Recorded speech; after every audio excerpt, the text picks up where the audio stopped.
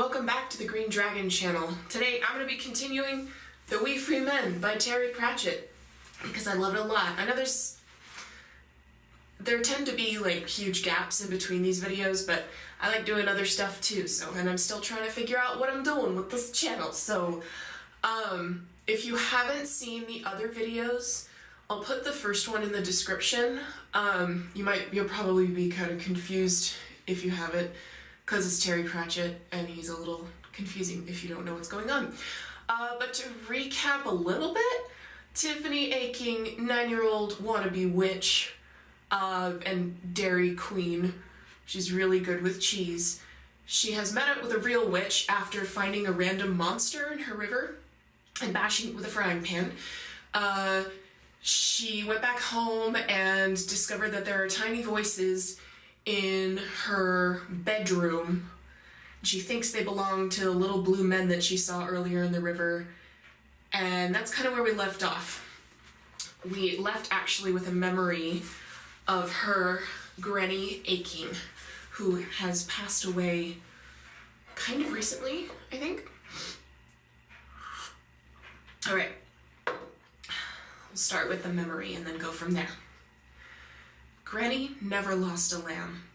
That was one of Tiffany's first memories, of being held by her mother at the window one frosty night in early spring, with a million brilliant stars glinting over the mountains, and, on the darkness of the downs, the one yellow star in the constellation of Granny Aching zigzagging through the night. She wouldn't go to bed while the lamb was lost, however bad the weather. There was only one place where it was possible for someone in a large family to be private, and that was in the privy. It was a 3-holer, and it was where everyone went if they wanted to be alone for a while. There was a candle in there, and last year's almanac hanging on a string.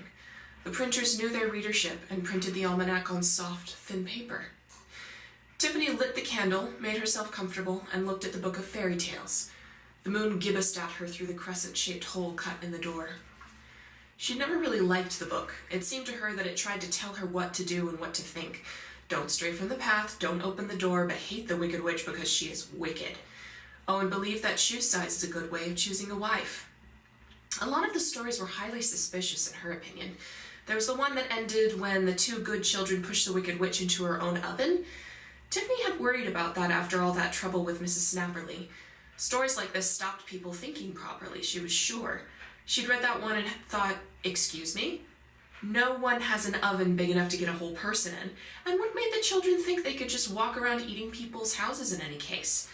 And why does some boy too stupid to know a cow is worth a lot more than 5 beans have the right to murder a giant and steal all his gold? Not to mention commit an act of ecological vandalism. And some girl who can't tell the difference between a wolf and her grandmother must either have been as dense as teak or come from an extremely ugly family. The stories weren't real. But Mrs. Snapperly had died because of stories. She flicked past page after page looking for the right picture. Because although the stories made her angry, the pictures were the most wonderful things she'd ever seen. She turned a page and there it was. Most of the pictures of fairies were not very impressive. Frankly, they looked like a small girl's ballet class that had just had to run through a bramble patch. But this one was different. The colors were strange and there were no shadows. Giant grasses and daisies grew everywhere, so the fairies must have been quite small, but they looked big. They looked like rather strange humans. They certainly didn't look much like fairies. Hardly any of them had wings. They were odd shapes, in fact. In fact, some of them looked like monsters. The girls in the tutus wouldn't have stood much of a chance. And the odd thing was that, alone of all the fairy pictures in the book, this one looked as if it had been done by an artist who had painted what was in front of him. The other pictures, the ballet girls and the romper suit babies, had a made-up, syrupy look. This one didn't. This one said that the artist had been there. At least in his head, Tiffany thought. She concentrated on the bottom left-hand corner, and there it was. She'd seen it before, but you had to know where to look. It was definitely a little red-haired man, naked except for a kilt and a skinny vest, scowling out of the picture. He looked very angry, and Tiffany moved the candle to see more clearly.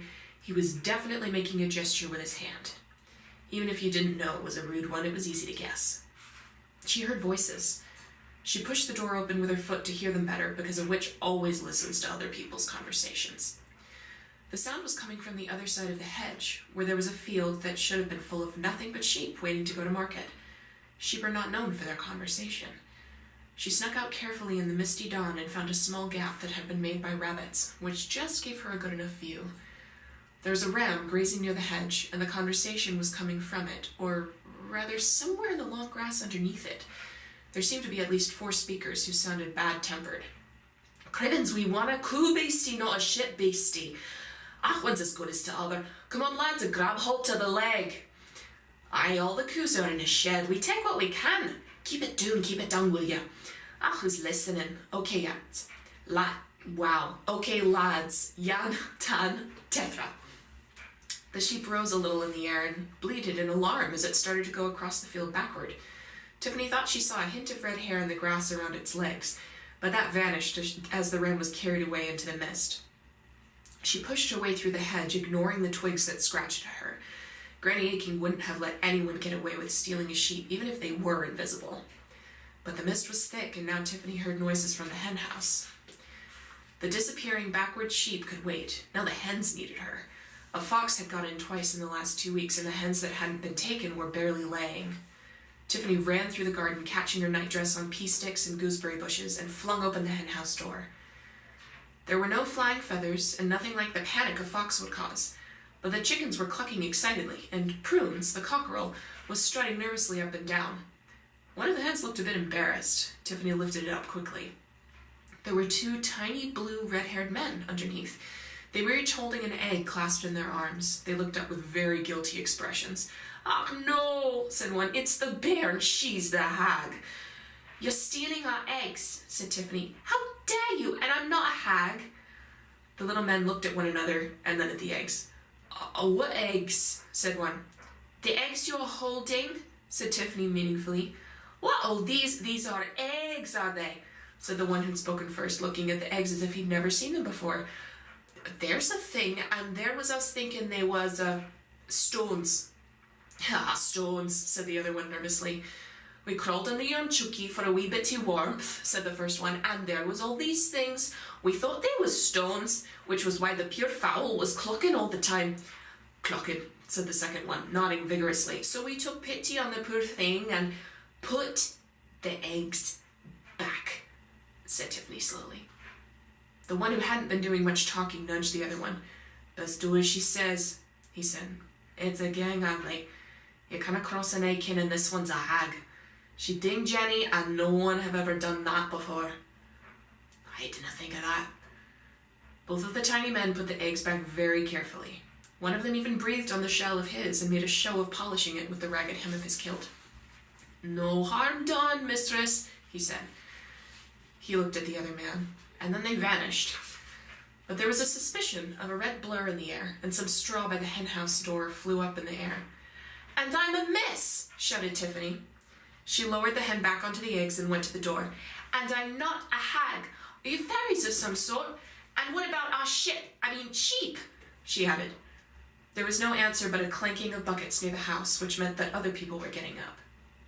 She rescued the fairy tales, blew out the candle, and made her way into the house. Her mother was lighting the fire and asked what she was doing up, and she said she'd heard a commotion in the hen house and had got out to see if it was the fox again. That wasn't a lie. In fact, it was completely true. Tiffany was on the whole quite a truthful person, but it seemed to her that there were times when things didn't divide easily into true and false, but instead could be things that people needed to know at the moment and things that they didn't need to know at the moment. Besides, she wasn't sure what she knew at the moment. There was porridge for breakfast. She ate it hurriedly, meaning to get back out into the paddock and see about that sheep. There might be tracks in the grass or something. She looked up, not knowing why. Ratbag had been asleep in front of the oven. Now he was sitting up, alert. Tiffany felt a prickling on the back of her neck and tried to see what the cat was looking at. On the dresser was a row of blue and white jars that weren't very useful for anything. They'd been left to her mother by an elderly aunt, and she was proud of them because they looked nice but were completely useless. There was little room on the farm for useless things that looked nice, so they were treasured. Ratbag was watching the lid of one of them. It was rising very slowly, and under it was a hint of red hair and two beady, staring eyes. It lowered again when Tiffany gave it a long stare.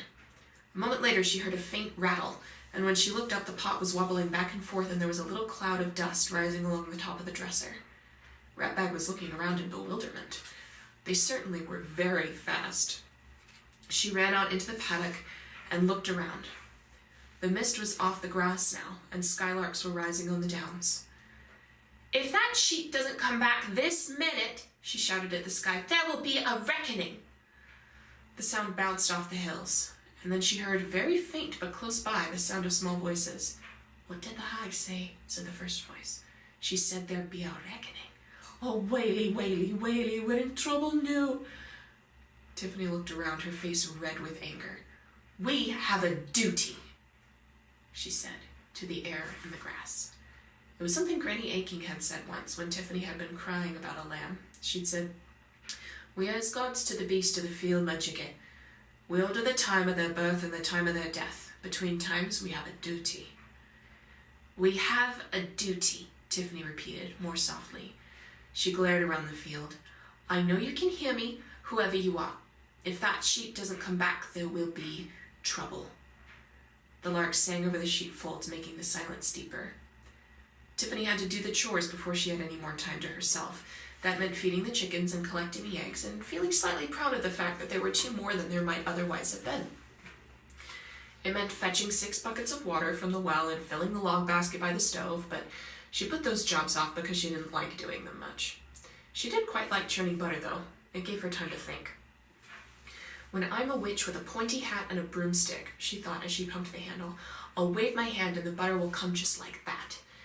And any little red-headed devils who even think about taking our beasts will be..."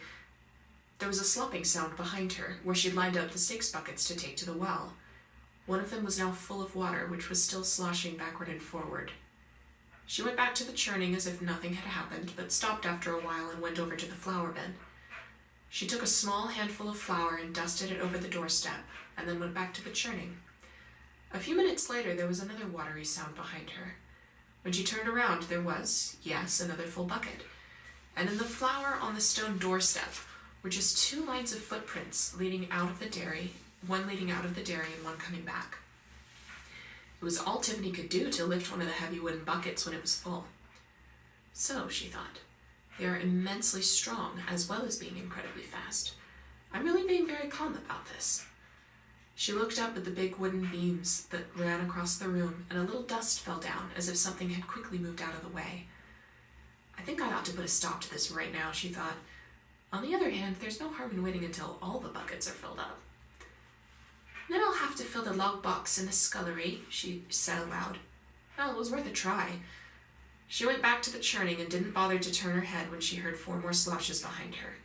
Nor did she look around when she heard little whoosh whoosh noises and the clatter of logs in the box. She turned to see only when the noise stopped. The log box was full up to the ceiling and all the buckets were full. The patch of flour was a mass of footprints. She stopped churning.